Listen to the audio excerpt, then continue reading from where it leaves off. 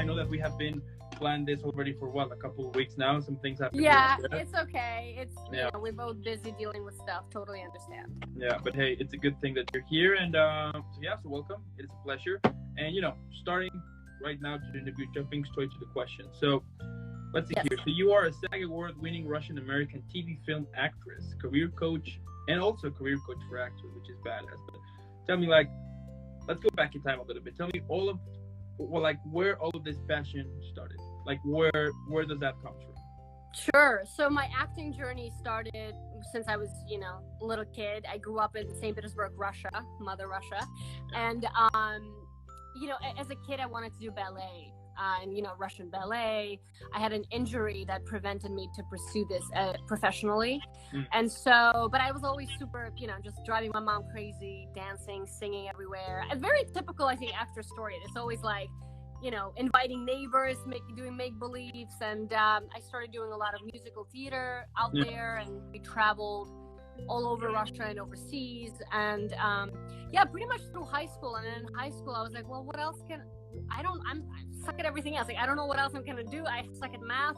I kind of was with it my whole life, and my sort of test whether I take it further or not was to try and get into a theater academy of dramatic arts in St. Petersburg. Basically, it's kind of like Juilliard out here, or Yale. It's very prestigious.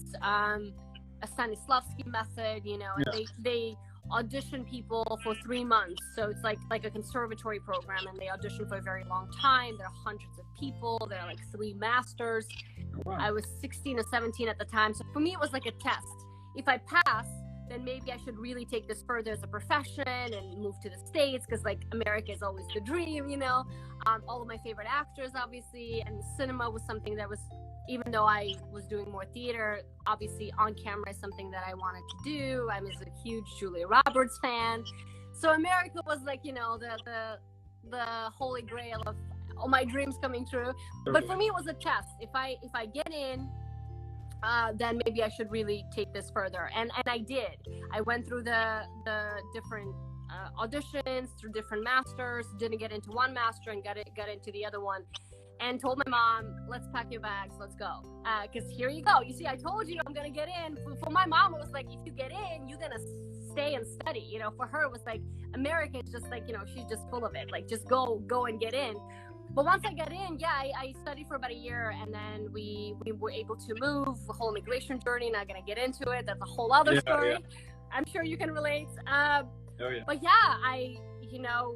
here in the States, I was also so full of myself. I was like, I had theater academy background. I did some TV film commercials. So all I need is an agent and auditions, and let's go.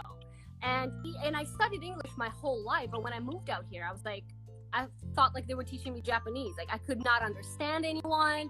I could not express myself, and I'm a very talkative person, as you can tell, in Russia, So it took me a while. I ran into a lot of scams and, pay to play showcases and trying to figure out how all of this stuff works. And I think that's why I'm passionate about the business side. But after a few trial and errors, got my first agent, started going out, booked some TV, films, commercials. Right now I'm represented in multiple markets. I actually just booked NCIS Hawaii. I'm in Hawaii. I'm beautiful, sunny Oahu. And the show was on my Dreamboard for this year. So it's just exciting. It kind of coming full circle. So and then the career coaching side of things started during the pandemic. And I'm sure I can tell you more about it. But that's kind of a little story about how it all went down. Oh, cool. I love it. And so wait, so you're in Hawaii right now?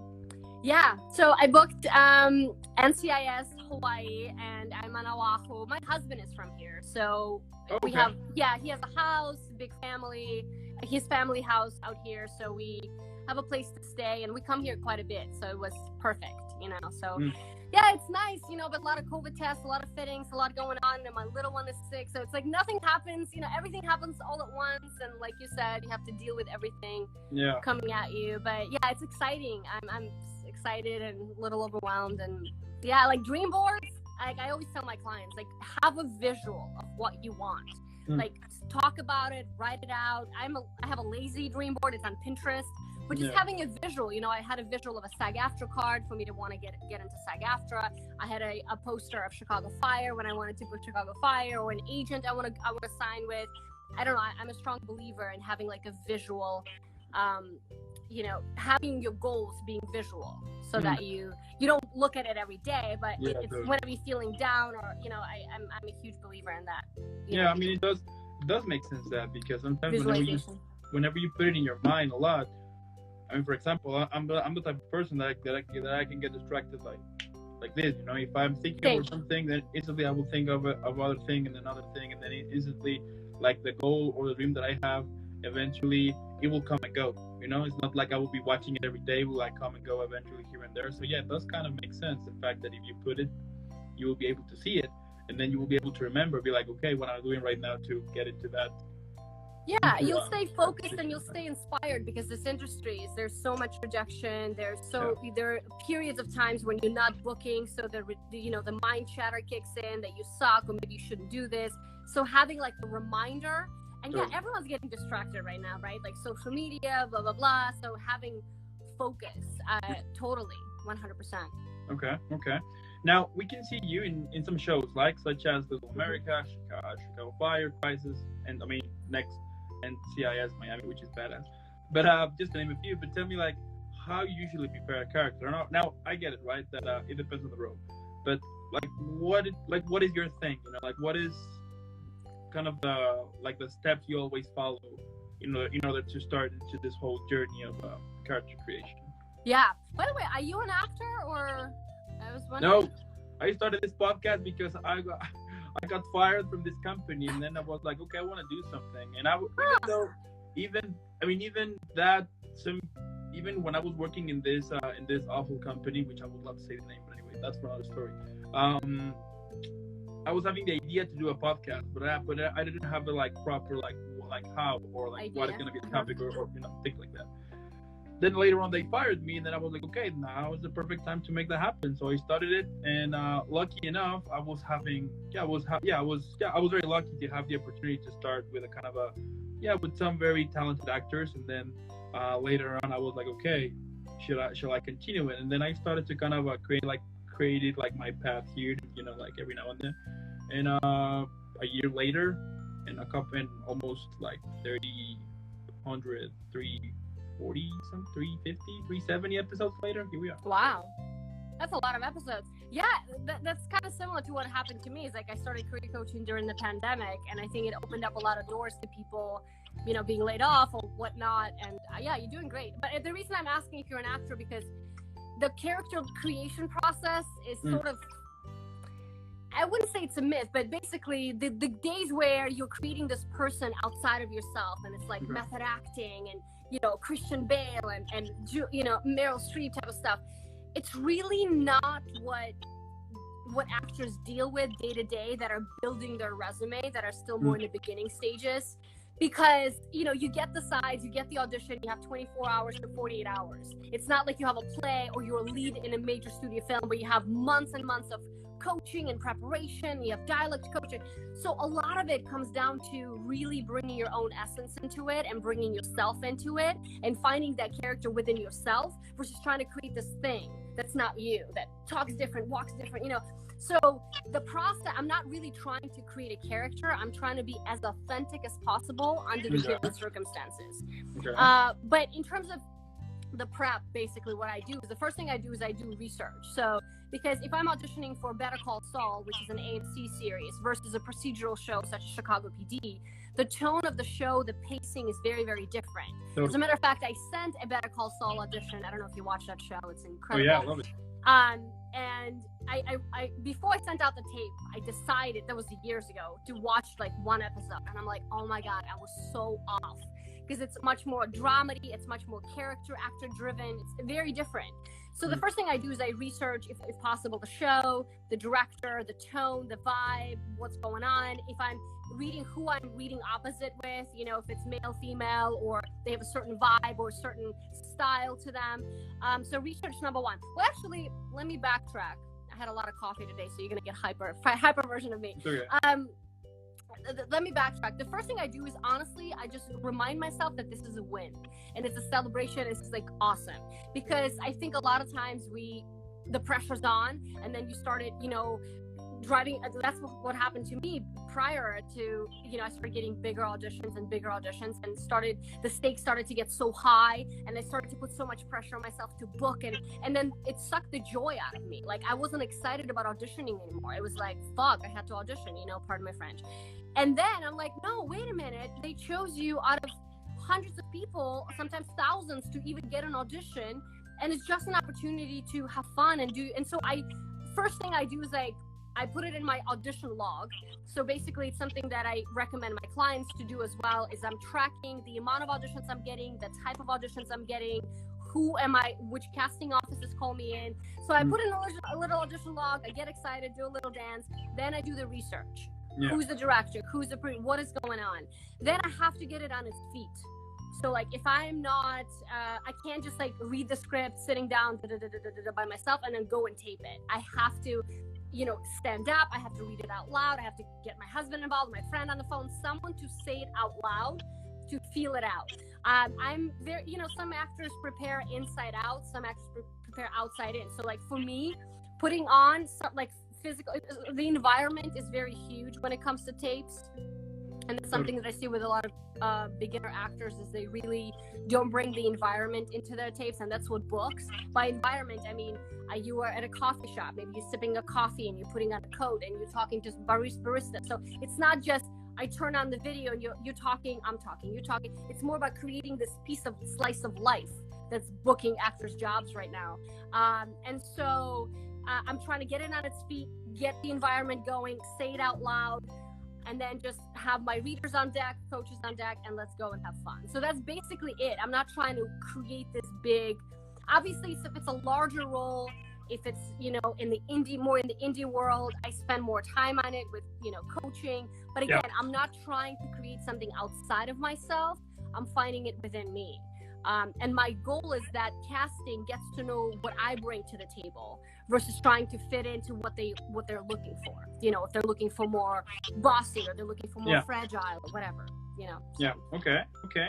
Now, that being said, what do you think is one of the reasons why either an actor or an actress might get stuck when they're in this process of the character?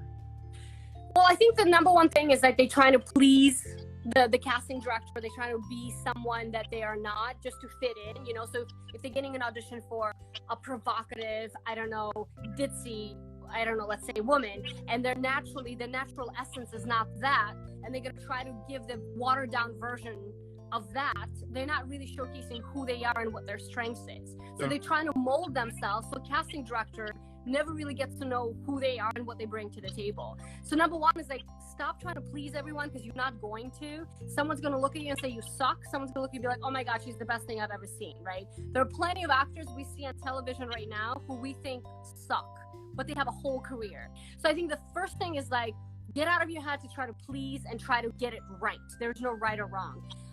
Also, get out of the pressure of booking an audition, because it's out of your control, right? And the second you put in, and I've been there, like, I got this, I'm gonna book this, and then putting all that pressure, I wasn't able to be free, to have fun, to engage. So getting out of the pressure of booking the job, trying to please the casting director, and having a process to this madness. Like I said, like, as you start getting more auditions on a consistent basis, you got to have readers on deck. You have to have your equipment ready to go. You have to have coaches, if possible, that specifically help you with, whether it's multicam or procedural, having even wardrobe, like, have a process so that you're not freaking out every time you get an audition. Okay. Now, let's talk about a little bit here about actor career coaching.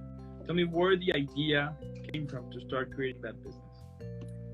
Well, I came from St. Petersburg, Russia, and when I moved out here, my English wasn't good, and I obviously had no clue about the industry. So the first thing you do, as I did, is Google shit, right? And then the Google ads came up, and a lot of it is scam. And so you'll be surprised, like, there's somebody still out there. That means there's still plenty of actors who don't do the proper research. Now, granted, I was young, I didn't speak English, so it's all of those things combined. but no excuses, like, doing the research. So basically I ran into a lot of scams and I didn't know how this industry worked. And so that's where the business bug sort of got into me, where like, whoa, there's this huge business piece that I did not understand. Yeah. And as I started working in the industry, I'm like, it's really not about the talent. Yes, talent is a must, but there's a huge business piece. If you don't know how to network, market, if you don't know how to build a team, if you don't know what you're selling, if you don't know how to talk about yourself, you're going to be the best thing ever in class for the rest of your career. Yeah. And so I always tell my clients, there are the 3 pillars that we have to master in order to have a career. The business, the craft, and the mindset. The craft, you got to work memorization, character development, script analysis. You got to constantly work at your toolbox. But you also got to, work on the business side so that it's aligned. And then the mindset is obviously the foundation for everything. Because if you don't think you're enough, if you're comparing yourself, if you think you might get somewhere, but you could be miserable in 2 years and you're gonna quit. Yeah. So I realized how important the business aspect was. I started coaching business seminars at acting studios in the Chicago market, and then kind of didn't do much with it, just kind of consulting my friends and colleagues, and was always very passionate about it. And then when the pandemic hit, I also got laid off. I was working in sales, and I was, with a toddler, an infant at the time, and I was like, what am I really passionate about? What do I really want to do? And I'm like, it's perfect because I'm passionate about acting and I'm passionate about business. So I just decided to go and I launched my acting career coaching business during the beginning of the pandemic. And I'm happy to say I have clients from 14 to 72 in all the major markets in the States, Australia, London, Canada. Majority of them are signed in with amazing reps, getting their first co-star, auditioning, building a strong package. So I'm just really passionate about their growth. And so right now I'm just expanding and word of mouth. I have one-on-one coaching practice, and then I have an exclusive membership where we meet twice a month and we have experts come on. I love it. That's so cool. That's badass. Yeah. And also, the other thing you told me, right, that some of your clients are people that I have interviewed before, right? So cool. Yeah. I think that's how I sort of learned about you. I was like, oh, good for you. Because I always tell my clients, you want to get out there, you want to talk about your story, your expertise, and have more eyeballs on you and on your work, because like in today's world, it's hard to be invisible and be a success. Gone are the days where it's like, right now they literally have social media contracts inside of, Series Regular and all that stuff. So yeah, totally. Yeah, I think that's how I found out about you. Oh, awesome. I love that. And it's amazing. And also like I've also have discovered, like, the more that I have myself involved into all of this, into this platform that I've been creating, and the more that I have been discovering either more stuff here, or having the chance to connect with more people, either from, of course, from the US, from Germany as well, from like so many countries. It's so interesting. And also the fact that at the end, what I ended up discovering is that it doesn't matter like where you're from, what your culture, what your language.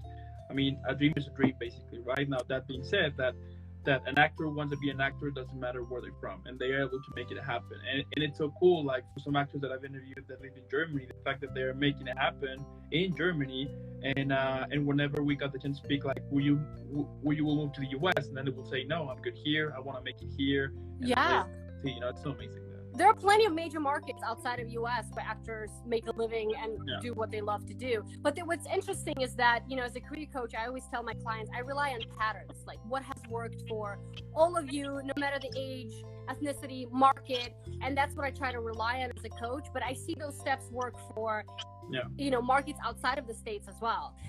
It's so kind. Jeff said in just 1 year, Anna took me from nowhere to having 2 reps, co-star, and much more. Mwah. I'm so proud. Jeff, Jeff and I started working together, I think a little over a year, right, Jeff?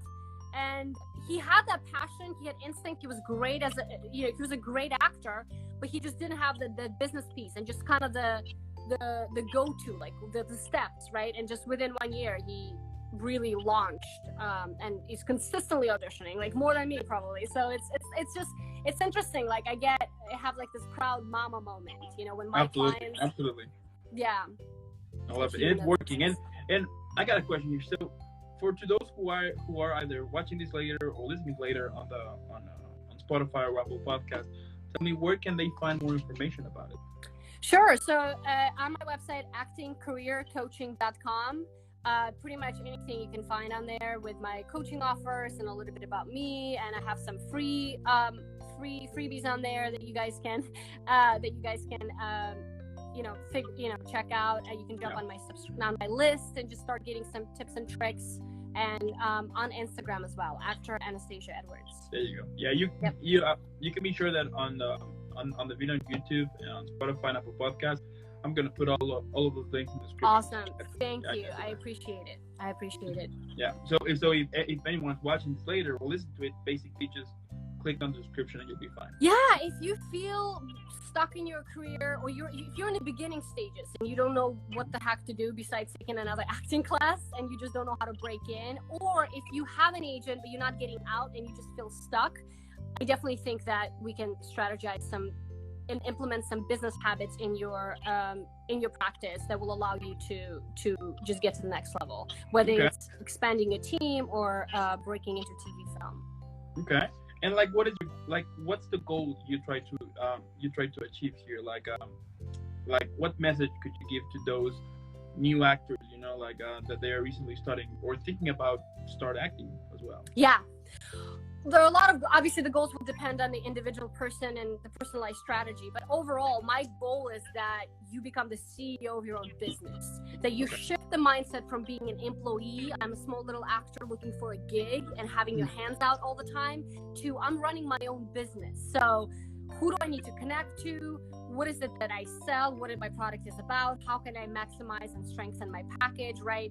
So there are a lot of things that go into running your own business. The main things that I help with is finding a brand and type, building a strong team, so agents, managers, publicists, etc., and booking your first TV or big on-camera project.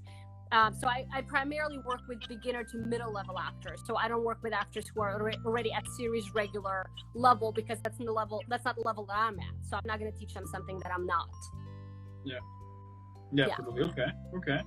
All right. There you have it here. Now, check this out. If you could describe a film, right? But on this film, it's basically going to be all of the characters you have played at the moment. So it's all of those characters since day one until right now. And they're going to gather for your birthday. What would be the name of that film? So it's your characters to celebrate your birthday. All the characters that I've played are gathering together celebrating my birthday. And what would be the name of that film? Yep. Beautiful Mess. Okay, so would it be like a dramedy or the genre? Okay, so out of the films that I've played, it would probably be a thriller. Okay. Yeah. I like that. Interesting. You never like twists. I like different twists. I don't like, knowing what I like when I'm at the edge of my seat. I don't like horror, but I do like when I'm, don't know what's coming up next. Okay. Now, what about describing your whole acting career since day one until right now, but on a song? In a song? Yeah. It could be, it could be like any type of song. Probably be Don't Stop Believing. Okay. Hold on to the feeling. Seriously, because we recently interviewed a big manager in New York, and she's like, actors that you see on television right now, they just didn't give up. And I know it's overstated, but it truly is the case, because for someone, it takes 10 years to book the first gig. I also know actors who book the big thing right off the bat, and then there's nothing happening after that for several years. So it's really just, if that's what you want to do, let's go. And I always tell, some of my clients, they always like, I hope I get to work, or I hope I get to act. And I'm like, that's not up to anyone to decide. That's up to you to decide. So don't put your, whether you're going to have a career or not, into someone else's hands. If you want to do this, let's fucking go. Now, you might be Meryl Streep, or you may never be. But if you love it, let's strategize and have a business plan. Let's work on our craft. Let's work on our mindset. you will be a working actor if you really, you know, make it your project, your baby. And you don't, because a lot of the times when I talk to actors and myself, there's a lot of starts and stops in our journey. Like we feel excited and motivated, let's go. Then we, you know, don't get an audition, or our agent drops us, or we see someone on Instagram and we're like, we take a break for a month or 2 or 3. Then we're restarting again. So there's constant the interruption in the flow, which I get it. Sometimes it's necessary. But I think a lot of it is because we constantly doubting if we're good enough, or should we continue doing that, versus it's not up to anyone else. I remember when I was pregnant, I really wasn't sure if I still want to do this. And obviously the hormones kicked in and everything else. But then I just like, no, I love it. That's it. If I don't love it anymore in 3 years, I'm out.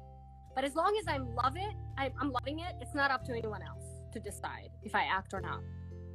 Yeah, So. absolutely. But you know, I think it is Hey, also, I think also that sometimes it can either get discouraged because of this whole social platform that we're living in. I mean, what I'm saying here is that even though that social media is amazing, sometimes whenever you want to be an actor, musician, whatever, right, you will start to focus like on the big ones, you know, let's say the big ones, you know, like those who are getting like the most amazing contracts and the most amazing battles. Oh yeah, like this huge contract.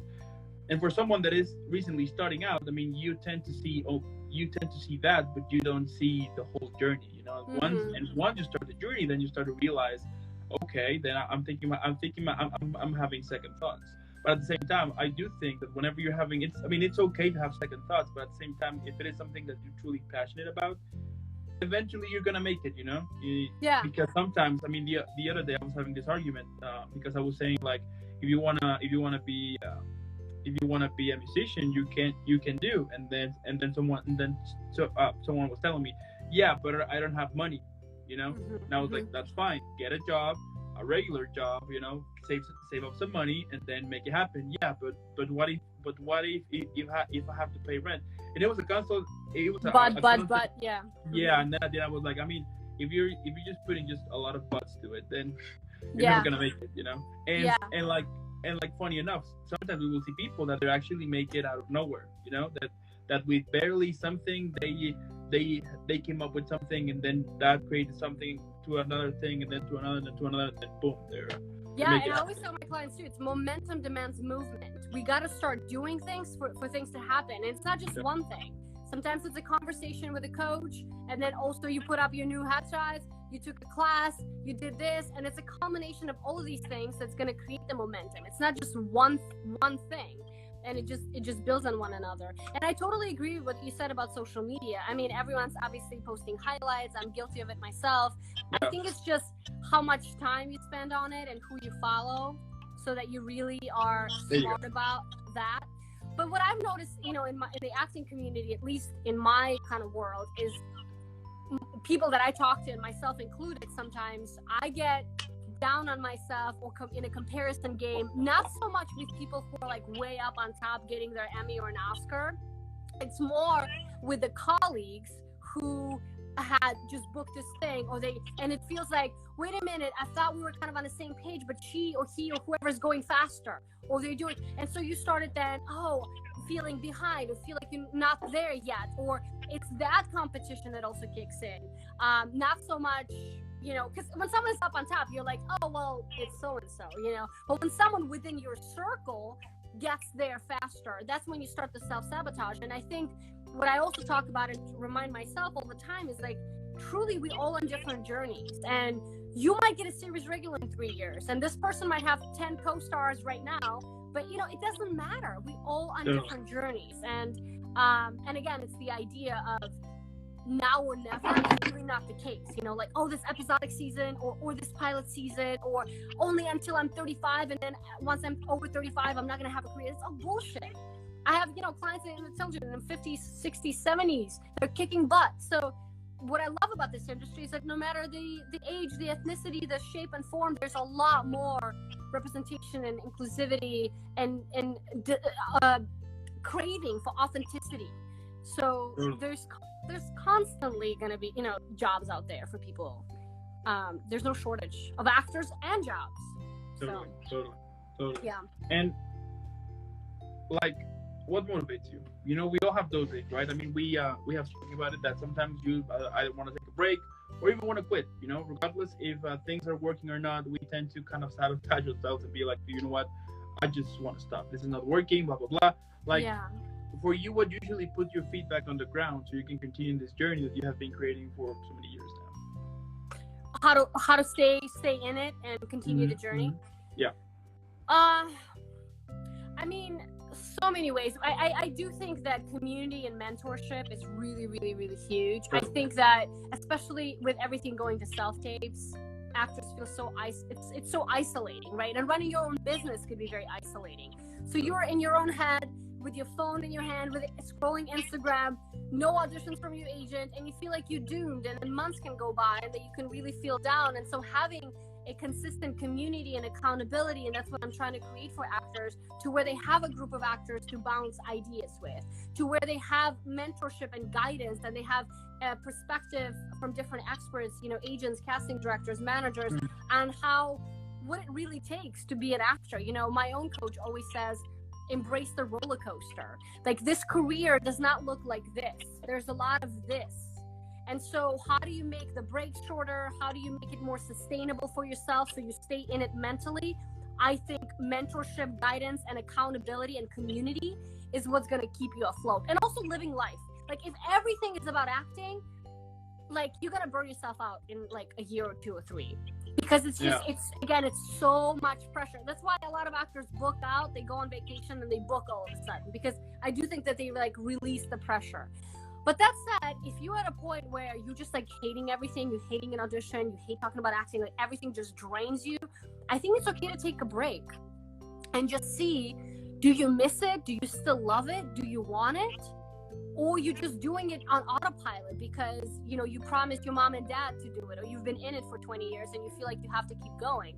And so I think there's nothing wrong with, you know, again, we're trying to shift the culture of like push through and keep going and keep going to, no, it's okay. It's okay to take a break. It's okay to reassess. And I think it's very needed as well. So your me time to reassess, living your life, but also community, accountability, and guidance, I think will keep you in the game longer and healthier in the mindset. Absolutely. Yeah, I can totally understand that. Yeah. And you know, and moving on here, like, what are some of the things that we can expect from you in the future? Like, what's next year? Who knows? That's what I told you. That's what I told you about. Like, you know, 2 years ago when I was pregnant, I was like, do I still want to do this? I don't know. And right now, I'm really passionate about career coaching side of things. I'm very excited about, you know, my acting journey as well. You know, I'm booked 2 network credits. I'm expanding my team. I want to bring a strong manager on board. I mean, series regular, it's probably when I want to see myself in. But at the same time, sometimes I have debates with myself. Like, I don't know if I want to be on set 6 a.m. to 6 p.m. or 9 p.m. traveling. Like, once you have a family and a child and a business now, it's really hard to balance everything. Yeah, and I constantly have to reassess and just check in with myself. Do I still love it? Do I still want it? Am I still, you know, and sometimes I'm like, I don't know anymore. And then I get an audition, I get a book, and I'm like, yeah, hell yes, let's go, you know. But so I don't know. I think series regular is where I see myself in, or what I want to project into the future. But I just want to be a working actor, do what I love, and I really, really want to build the coaching business to help actors take control of their business and not just having a beggar mentality or being stuck in a class and not breaking into the real world. There you go. Yeah, I love it.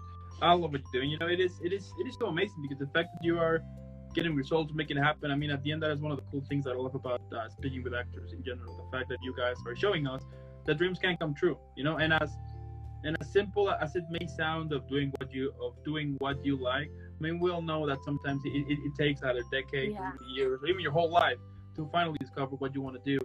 And that is one of the things that I'm kind of encourage people here to do what you like. You know, to stop getting into this whole stable mindset. You know, I used to have it back then with this company that I worked there for 3 years, and I remember that I was like, yeah, I think that I'm gonna stay here, blah blah blah. This is a stable job, and then all of a sudden, boom, you get fired, you got nothing, and then you got to start again from square zero. And then that basically got into my head to be like, okay, so that happened to me now, so why not doing like having those results, but on something that I do like, like invest that time in something that I do like, because at the end there's nothing stable. I mean, things can change like this, and then one day you're on top, the next day you're not on top, but you need to work on it. I mean, at the end, life is about learning and like falling down and getting back up again, right? So that is like one of the things that I want to kind of push people to. I don't care if what makes you happy is to be a lawyer, doctor, whatever, that's fine, but do it, because at least I don't want to, like, one of the things that I constantly ask say to myself is not getting to 60 years old and be like, I could have done this, I could have done that, I waste my time on this, that type of mentality, it kills me, so at the end it's all about doing it. And my point here is that what better way to get inspired as for people like you that I have speaking with, the fact that you're showing us that everything's possible. And I mean, look at you, I mean, here you are. Thank you, so sweet. And like, it's just a difficult balance, right, of finding something you love and being able to sustain yourself and being able to pay those. And that's the balance that most artists specifically really, really struggle with. So I think finding something that supplements your passion and helps your passion, ideally, that doesn't constrict it and doesn't suck your soul. I mean, that's the real task. And also, like you said, it might be cliche things of like, you have one life, but really again, I'm going to go back to the whole parenting thing, because I think once you have a child, I mean, my perspectives just change. I was like this selfish single kid, and now I've had a couple mommy friends that lost their little babies.